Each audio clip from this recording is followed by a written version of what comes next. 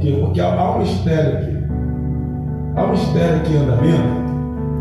Quando Jesus fala do fermento dos fariseus, Jesus estava falando de muitas coisas, porque que a gente ouve por aí, e às vezes há uma fermentação nos nossos ouvidos, que a qual a gente sem querer ultrapassa essa fermentação e o fermento acaba levedando a massa.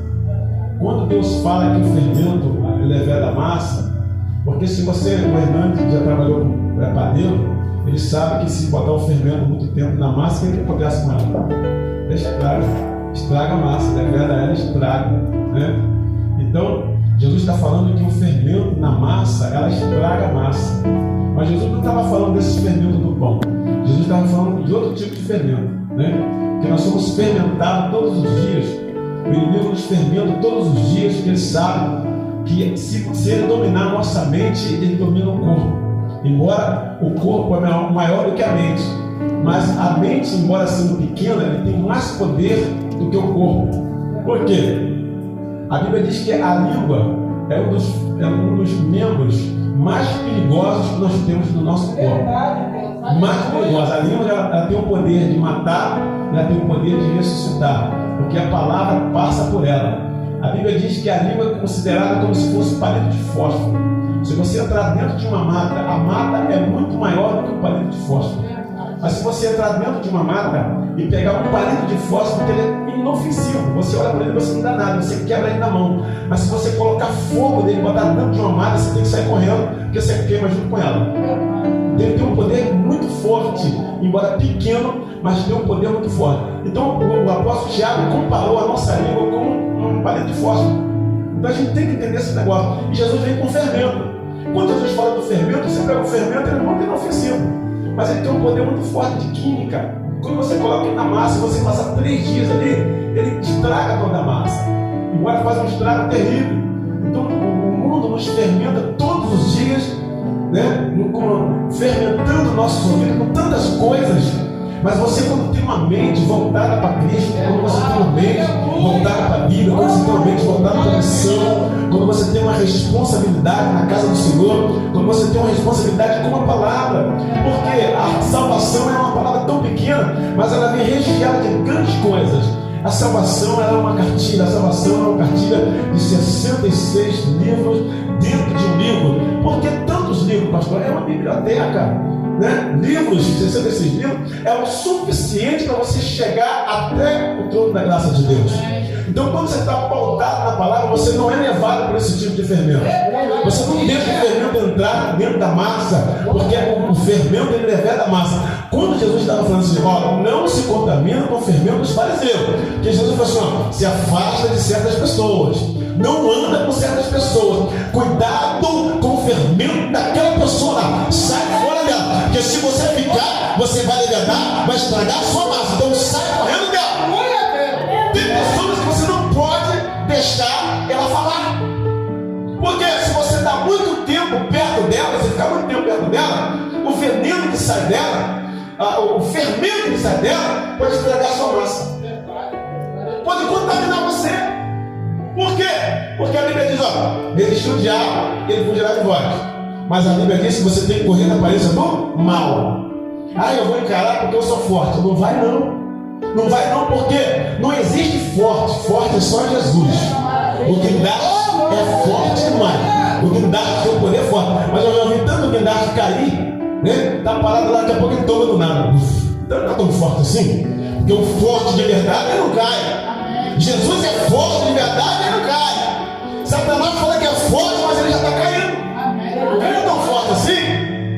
Então você tem que correr da aparência do mal. Não fica, porque tem gente cheia de fermento. O diabo pega a boca de alguém e começa a fermentar, começa a fermentar, começa a fermentar, começa a fermentar, começa a fermentar, e chega o fermento até você. Se você ficar, você vai ficar fermentado. Jesus sabia o que estava falando. Aleluia. Quando a serpente estava lá no jardim, ela passava toda hora. Ela passava para lá e passava para cá. Ela passava para lá e passava para cá. Então, o diabo que estava na serpente estava calculando e vendo qual é o lado que ela ia entrar. O perigo não é ela ter passado perto da serpente toda hora. O perigo foi ela ter parado para dar ouvido à serpente.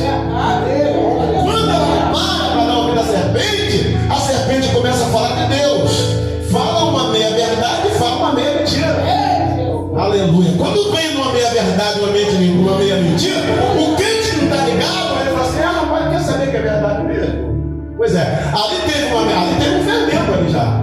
Teve uma meia verdade, você realmente ele é Deus. E realmente você não vai morrer. Mas só que você vai ficar mais poderoso do que ele. Olha aí. Olha o fermento aí, ó. O perigo não foi a Eva ter passado. O perigo foi ela ter parado. Quando ela para, aleluia, ela dá ouvido à serpente. A serpente é sagaz. A serpente é astuta.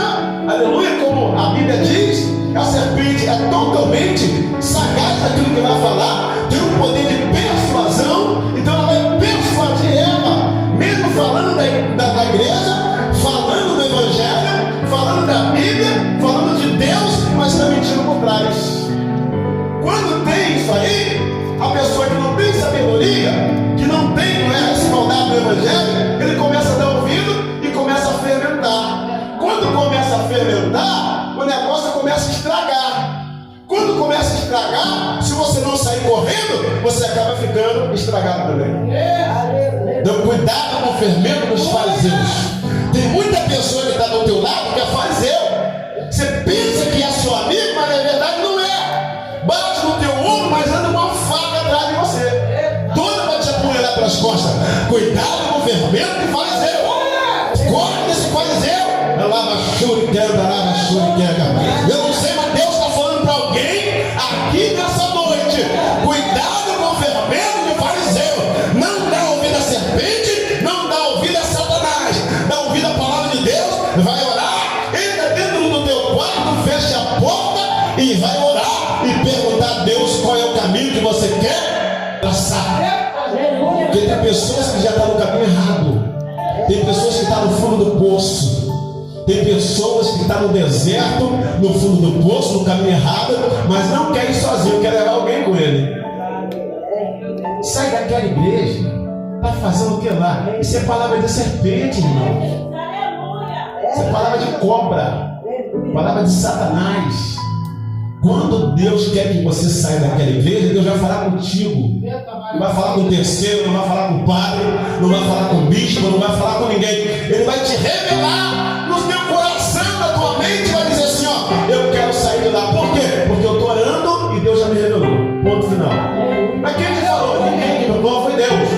Acabou. O crente tem que ter atitude. O crente não pode ser Maria, vai com as outras. Falando, fulano me revelou que eu tenho que sair de lá. Satanás. Fulano me revelou que eu tenho que sair daquela igreja, eu tenho que sair de lá, que eu não posso ver um monte mais, que eu não posso mais jejuar mais, que eu não posso mais tomar ceia. Ei, Satanás. Fermento de fariseu. Deus usa, aleluia, que ele quer na hora que ele quer. Mas o diabo usa fariseu para crente. Fica ligado nesse mistério que Deus está falando contigo. Somente sai quando Deus te ordenar. Tem muito fariseu por aí, tem muita serpente solta por aí também. O crente tem que estar bem ligado. O crente tem que estar ligado com a Bíblia na mão, Bíblia na mente, Bíblia no coração. Aleluia, tem que orar na madrugada para Deus revelar. Aleluia, não basta só você vir à igreja. Tem muito crente fraco aí porque deixou de ler a palavra. Tem muito crente fraco porque deixou de subir monte. Tem muito crente fraco porque deixou de orar. Tem muito crente fraco porque deixou de orar na madrugada. A madrugada a fila está menor, louvado seja Deus. Não é que Deus não vai te ouvir, costumamos dizer que a fila está menor. Aleluia. Mas Deus vai te ouvir a sua oração quando você tiver compromisso com Ele, quando você tiver colocado a vida no altar, quando você tiver na posição, Deus vai ter compromisso contigo. Mas enquanto você não colocar a tua vida no altar, Deus não tem compromisso com estou cansado. Não vou passar a mão não. Deus, por isso que eu falo, fala a verdade. Se você não falar, eu te pego. Aleluia. Eu não vou deixar a missão me pegar, porque eu sou bom, eu tenho que falar a verdade. Se eu não falar a verdade, com certeza ele vai pegar meu orelha e vai torcer meu orelha. Eu tenho que falar a verdade. Por quê, pastor? A palavra da verdade, ela desce com pomada e o quê? Antibiótico. Pomada e antibiótico, sabe o quê? Ferida. Aleluia. Nem em todo lugar você ouve essa palavra. Por quê? Essa palavra não enche igreja. Essa palavra massageia ego. Tem palavra que massageia, mas essa palavra ela cura. É palavra de cura, palavra de libertação. Porque que liberta é a palavra, não é pessoas.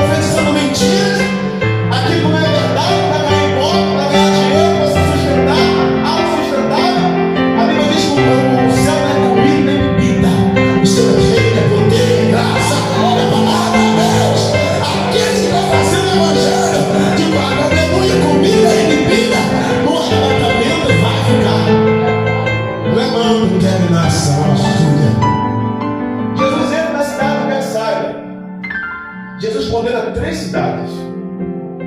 Por que Jesus condena essas 3 cidades? Tem um significativo por isso. Jesus entra na cidade de Betsaida e Jesus encontra um cego. E ele leva esse cego até Jesus. Quando Jesus ia curar o cego, Jesus não curou o cego dentro da cidade. Ele tira o cego de dentro da cidade, leva o cego para fora da cidade e cura o cego fora da cidade. Ninguém entendeu isso. Por que Jesus não curou o cego dentro da cidade? Por que Jesus curou o cego fora da cidade? Ele falou assim: para lá você não volta mais. Você sabe por quê? Jesus condenou e amaldiçoou aquela cidade. Aquela cidade estava amaldiçoada. Aquela cidade se chama Betsaida. Jesus amaldiçoou 3 cidades: Corazim, Betsaida e Cafarnaum. Mas por que, pastor? Porque Jesus fez muitos milagres dentro dessas cidades. Mas as pessoas não reconheceram o ministério de Jesus. As pessoas não creram em Jesus.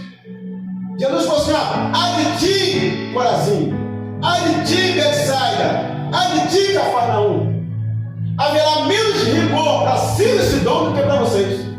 Sabe o que Deus está falando? Pessoas ouvem o evangelho hoje, mas não creem em Jesus. O que está acontecendo com elas? Pessoas, Jesus vê a cura, vê a libertação, chega perto, come o maná de Deus e depois volta para trás. Olha aí. Aleluia. Para quem sabe ler, é o pinga-letra, né? Se naquela cidade Jesus condenou aquela cidade, e até hoje, irmãos, eu estava pesquisando essas 3 cidades, até hoje a cidade está em ruínas. Não construíram nada lá. A profecia de Jesus, ela se cumpriu naquela cidade. Tanto em Betsaida, como Corazim, como Cafarnaum. É tudo cidade de Jerusalém. Jesus falou: ai de ti, Corazim. Por quê? Muitos milagres aconteceram, mas o povo não deu crédito à palavra de Deus. Quantas pessoas não estão dando crédito à palavra de Deus hoje? Eles não ouvem, mas não querem obedecer. Ouve a palavra de Deus, mas não cumpre aquilo que combina. Aleluia! Louvado seja Deus. Muitas curas aconteceram naquela cidade. Muitas curas aconteceram em Betsaida. Pedro é de lá, Filipe é de lá. Jesus tirou ele de lá. Quantas pessoas viram o milagre de Jesus lá? Lucas conta que Jesus alimentou 5.000 pessoas naquela cidade. Mesmo assim, eles não creram no Senhor Jesus. Foi por isso que Jesus amaldiçoou aquela cidade.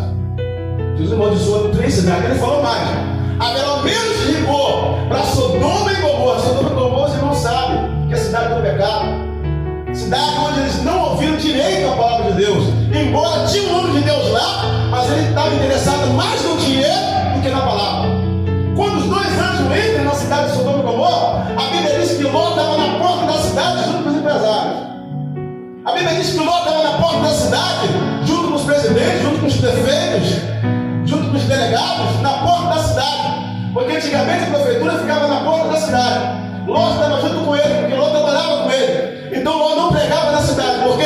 Se Ló pregasse na cidade, eu tinha certeza que tinha mais gente que ia se converter. Mas a Bíblia diz que só a família de Ló se converteram. Nem os namorados das meninas se converteram, eles não acreditaram. Os anjos chegou na porta da cidade. Ló reconheceu os anjos, mas Ló não pregava na sua casa. Ló não pregava naquela cidade. Ló não pregava em Sodoma e Gomorra. Ló fazia outras coisas para o seu interesse, para o seu benefício próprio, mas não anunciava a palavra de Deus. O perigo é você não anunciar a palavra de Deus. O perigo é você andar e você ter uma brecha e não anunciar Jesus. Aquela cidade, aleluia, Ló poderia ter ganhado aquela cidade. Quando os anjos chegassem naquela cidade, o próprio Deus, aleluia, se arrepender. Porque Deus não se arrepende, mas sim o Senhor tem os seus atributos. O Senhor filho do amor, o Senhor filho da misericórdia, filho da compaixão. Tudo isso Deus tem, não é? Deus poderia não exterminar com aquela cidade, mas Deus não achou um justo sequer naquela cidade, a não ser Ló. Por isso, Deus falou assim: ó, o clamor, o pecado dessa cidade chegou até as minhas narinas. Eu desci para Abraão, eu desci para conferir. Então, irmão, Deus desce na terra. Deus desce na terra para conferir o que está se passando com a igreja. Deus desce na terra para conferir o que se passa com você. Na terra para conferir o que se passa dentro da tua casa. Deus desce na terra para conferir o que está se passando no Brasil. Deus desce na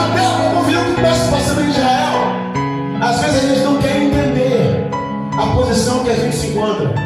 A gente quer um cenário melhor. A gente quer um cenário ótimo, maravilhoso. Mas é necessário passar pelo deserto. Por quê? O próprio Deus nos coloca em certos tipos de situação. Por quê? Porque Deus não quer nos perder. Deus quer nos ganhar. Mas Deus encontrou uma forma de você chegar até Ele. Porque daquela forma você não queria chegar. Daquela forma eu não queria chegar. Mas Deus, para não te perder, Deus falou assim: eu vou apertar um pouquinho. Vou botar você no deserto. Vou botar você na moenda. Porque é melhor você sofrer agora com Cristo e alcançar a salvação, do que você ficar tranquilo e perder ela. Perder a salvação. É melhor ser apertado agora e ganhar o céu, do que não ficar apertado e ganhar o inferno. Então Deus, como usa o seu infinito amor, a sua infinita misericórdia, a sua infinita compaixão, a gente é apertado e a gente não quer entender o cenário. A gente não quer entender o cenário onde Deus nos coloca. Tudo que Deus faz é bom. Tudo coopera para aqueles que amam a Deus. Alaba chuva e quer virar saio. Então o momento que nós passamos é o momento que Deus quer que nós passamos. Não podemos avançar etapas. A etapa é dele. É ele que avança a etapa. O cenário é ele que cria. Às vezes eu gosto de receber muitas bênçãos, você também gosta, mas às vezes Deus não quer dar. Às vezes é o momento de Deus, é o momento passar, é o momento do deserto, é o momento do cenário mudar, mas lá na frente ainda não é o tempo do cenário mudar. O cenário só vai mudar quando Deus quiser que mude. Mas como a gente é crente e entende isso, a gente tem que aguardar em silêncio o momento de Deus. Deus entrou em Betsaida, aleluia, fez muitas curas, mas o povo não acreditou. Ele amaldiçoou aquelas 3 cidades. Agora a gente vai lá para o Apocalipse capítulo 22, 21. Quando a Bíblia diz que João viu, aleluia, essas coisas, o próprio Jesus se revelou para João. Quando Jesus se revela para João, João estava lá na ilha de Patmos. João estava lá na ilha de Patmos, aleluia, e viu o novo céu e a nova terra, porque já o primeiro céu e a primeira terra passaram, e o mar já não existe mais. O arrebatamento aqui, irmão, já aconteceu. Já aconteceu. Aleluia. Porque tem muitas pessoas que não creem que o arrebatamento vai acontecer, mas ele vai acontecer. Por quê, pastor? Porque é promessa de Deus de buscar a igreja. Promessa de Deus de buscar a igreja. Nós estamos estudando sobre isso, né, presbítero? Sobre isso. Por quê? Porque todo choro, as lágrimas, as tribulações, Jesus vai tirar de nós. A gente não vai lembrar mais dessas coisas. O sofrimento que nós estamos passando agora não chega nem perto das bênçãos que Deus tem para nós. E João viu essa cidade santa. Louvado seja Deus. Aleluia. Eu, João, vi a santa cidade nova de Jerusalém, que de Deus descia do céu, adereçada como uma esposa ataviada para o seu noivo. Sabe o que é ataviada? É vestimenta. Deus vai te vestir de novo. Deus vai te dar um novo nome, uma nova identidade. Glória. Louvado seja Deus. A noiva preparada para o seu noivo. Louvado seja o nome do Senhor. Por isso que você é perseguido, por isso que você passa por muitas coisas, muitas tribulações, passa pelo deserto, porque você está na direção do céu, você na direção da glória de Deus. Então o diabo tenta tirar você do caminho, tenta tirar você do caminho do Senhor, tenta enviar tantas coisas, o diabo tenta enviar muitas bandeiras, mas você tem que entender que você não pode pegar nenhuma delas. Há um tempo determinado para todas as coisas. Aleluia. Não podemos avançar etapas, nós temos que aguardar. Nós temos que acreditar nessa promessa de João. Viu uma grande voz do céu que dizia assim: ó, eis que aqui o tabernáculo de Deus com os homens, pois com eles habitará, e ele será o seu povo, e o mesmo Deus estará com ele e será o seu Deus. Olha a promessa que Deus fez com João para nós através de João. Aleluia. Ele viu a nova Jerusalém descendo do céu. E essa nova Jerusalém descendo do céu, ele viu, foi lá em Israel, no Monte das Oliveiras. A igreja já estava com ele, porque o próximo evento que a gente está esperando agora é o evento do arrebatamento. O evento do arrebatamento são 2 eventos que a igreja está esperando agora. São 2 eventos. O primeiro evento o arrebatamento. O segundo evento, nós estamos esperando, é o tratado de paz de Israel por 7 anos. Ou um ou outro vai acontecer. São os 2 maiores eventos que nós estamos esperando. Por quê? Porque Jesus falou assim, ó. João perguntou, os discípulos perguntaram para Jesus: quando será que vai suceder essas coisas? Jesus falou assim, ó, olha para a figueira. A figueira é Jerusalém, é Israel. Quando o ramo estiver tenro, ou seja, estiver maduro, já é a hora da colheita. A colheita é o arrebatamento. Louvado seja Deus. A colheita é o arrebatamento. A figueira já está madura. Por quê, pastor? Tem guerra lá. Para haver paz,